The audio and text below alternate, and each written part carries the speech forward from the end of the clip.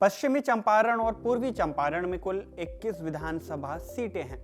इनमें से अधिकतर सीटों पर भाजपा की जीत होती रही है। इस बार भी पार्टी ने अपना ट्रैक रिकॉर्ड बनाए रखा है। चंपारण में एनडीए को लगभग सभी सीटों पर जीत मिली है। 21 में से 15 सीटों पर भाजपा को, जेडीयू को 3 और एलजेपी रामविलास को 2 सीटें मिली हैं। पिछले चुनाव में भी इन दोनों जिलों में भारतीय जनता पार्टी का दबदबा रहा था। 21 में से 15 सीटों पर भाजपा को जीत मिली थी, जेडीयू को 2 सीटों पर और आरजेडी को 3 सीटों पर, यानी कि 21 में से 17 सीटें एनडीए के खाते में रहीं। इस बार आरजेडी का खाता ही नहीं खुल पाया। इन इलाकों का कास्ट समीकरण एनडीए के समर्थन में काम करता रहा है। इन सीटों पर जनरल और ओबीसी वोटर्स की संख्या ज्यादा है, जिसको साधने में महागठबंधन के दलों को सफलता नहीं मिल पाई है। पिछले चुनाव में भी पश्चिमी चंपारण की सीटें बीजेपी के नाम रही थी।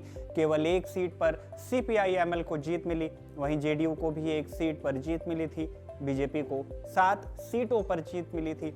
इस चुनाव में भी मामला कमोबेश वैसा ही रहा। जिले की 9 सीटों में 7 पर भाजपा और 2 पर जदयू को सफलता मिली है। महागठबंधन का हिसाब किताब इस बार पहले से भी खराब रहा।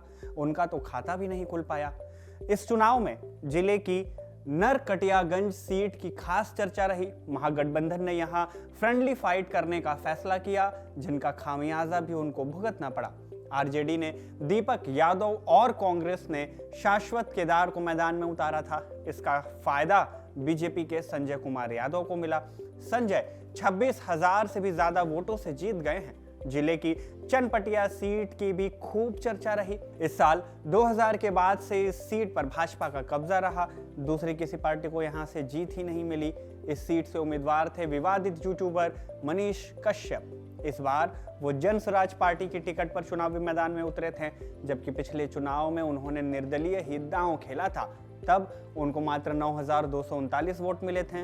इस बार उनको 30,000 से ज्यादा वोट मिले। साल 2000 से 2010 तक बेतिया सीट पर बीजेपी से रेणु देवी का कब्जा रहा। 2015 में कांग्रेस के मदन मोहन तिवारी ने उनको हरा दिया था। पिछले चुनाव में रेणु देवी को फिर से जीत मिली। इस बार भी उनको सफलता मिली है। उन्होंने लगभग 22,000 वोटों से ये जीत हासिल की। लौरिया में विनय बिहारी को 26,000 से भी ज्यादा वोटों से जीत मिली है। 2010 के बाद से इस सीट पर विनय बिहारी का कब्जा है।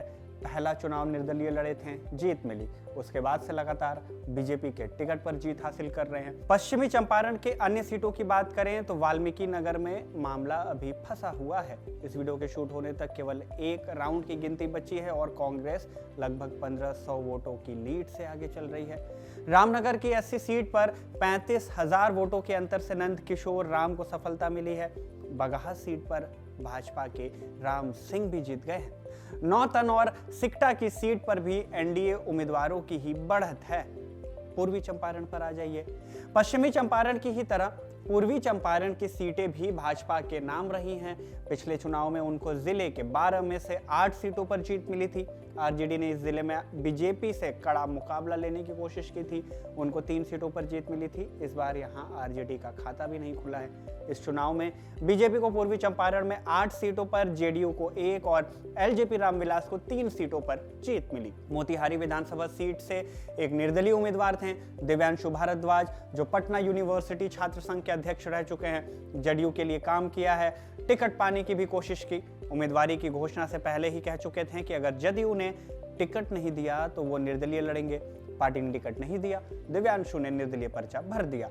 उनको पार्टी से निकाल दिया गया और उनको इस बार चुनाव में मात्र 2082 वोट मिले। 2005 से इस सीट पर बीजेपी के प्रमोद कुमार का कब्जा है। ठीक ठाक मार्जिन से चुनाव जीतते रहे। इस बार भी उनको 13,000 से ज्यादा वोटों से जीत मिली है। तो ये थी कहानी पश्चिमी और पूर्वी चंपारण के इन सीटों की।